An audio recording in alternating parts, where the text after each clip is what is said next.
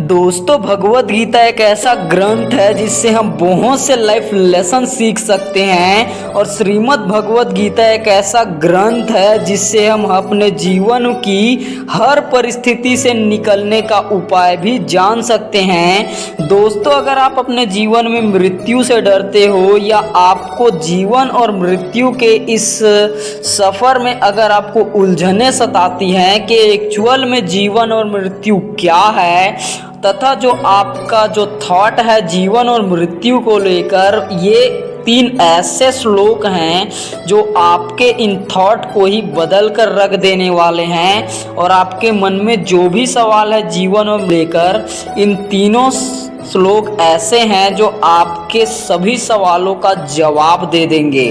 तो हेलो दोस्तों, मैं हूं आपका दोस्त, और अगर आप मेरे चैनल पर पहली बार आए हैं तो चैनल को सब्सक्राइब और वीडियो पसंद आए तो लाइक ज़रूर कर देना, क्योंकि ऐसे ही स्पिरिचुअल नॉलेज और लाइफ चेंजिंग वीडियोस आपको इस चैनल पर मिलता रहता है। तो चलिए दोस्तों, आज की इस वीडियो को शुरू करते हैं। दोस्तों, हमारा पहला जो श्लोक है वो है, देहिनोऽस्मिन्यथा कौमारम यौवनम जरा तथा देहांतर प्राप्तिर्धीरस्तत्र न मुह्यति। अर्थात श्रीमद् भगवद गीता में प्रभु कहते हैं कि जिस प्रकार एक शरीर बाल्यावस्था से तरुणावस्था में तथा तरुणावस्था से वृद्धावस्था की ओर अग्रसर निरंतर होती रहती है, ठीक उसी प्रकार शरीरधारी आत्मा एक शरीर को त्याग कर दूसरे शरीर में चला जाता है।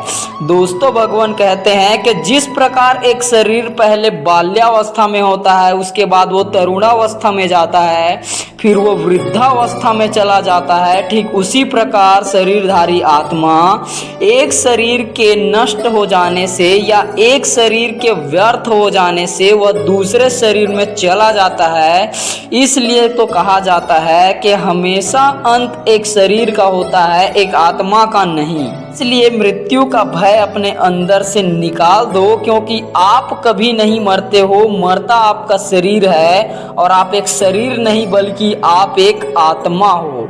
दोस्तों, हमारा दूसरा जो श्लोक है वो है, नैनम छिन्दन्ति शस्त्राणि नैनम दहति पावकः न चैनम क्लेदन्त्यापो न शोष्यति मारुतः।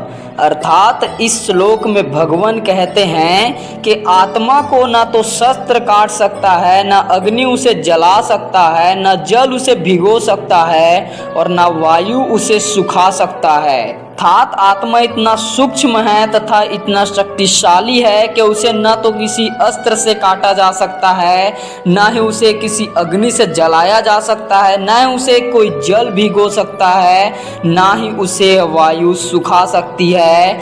इसलिए शोक करने का कोई भी कारण नहीं है, क्योंकि आप एक आत्मा हो और आत्मा अमर है।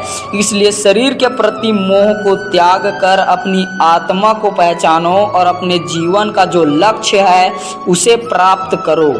दोस्तों, हमारा तीसरा जो श्लोक है वो है, जातस्य ही ध्रुवो मृत्यु ध्रुवम जन्म मृतस्य च तस्माद् परिहार्ये अर्थे न त्वं शोचितु अर्हसि। अर्थात इस श्लोक में भगवान कहते हैं कि जिसने जन्म लिया है उसकी मृत्यु निश्चित है तथा मृत्यु के पश्चात पुनर्जन्म भी निश्चित है। इसलिए शोक करने का कोई भी कारण नहीं है। दोस्तों, भगवान इस श्लोक में कहते हैं कि जिसने जन्म लिया है उसकी मृत्यु तो निश्चित है तथा उसके मृत्यु के पश्चात उसका पुनर्जन्म भी निश्चित है। इसलिए शोक करने का कोई भी कारण नहीं है। दोस्तों, ये थे वो 3 श्लोक जो हमें बताते हैं कि हम एक शरीर नहीं बल्कि एक आत्मा हैं, और नष्ट केवल एक शरीर होता है, आत्मा नहीं। आत्मा तो अमर है। इसलिए अपने मन में ये बात निकाल दो, ये डर निकाल दो अपने मन से कि आपकी भी कभी मृत्यु होती है, क्योंकि आप एक शरीर नहीं एक आत्मा हो, और मृत्यु शरीर का होता है, आत्मा का नहीं। तो हेलो दोस्तों, अगर आप मेरे चैनल पर पहली बार आए तो चैनल को सब्सक्राइब और वीडियो पसंद आए तो लाइक ज़रूर कर देना, क्योंकि ऐसे ही लाइफ चेंजिंग वीडियोस और स्पिरिचुअल नॉलेज आपको इस चैनल पर मिलता रहता है। तो मिलते हैं अगले वीडियो में, तब तक के लिए थैंक यू।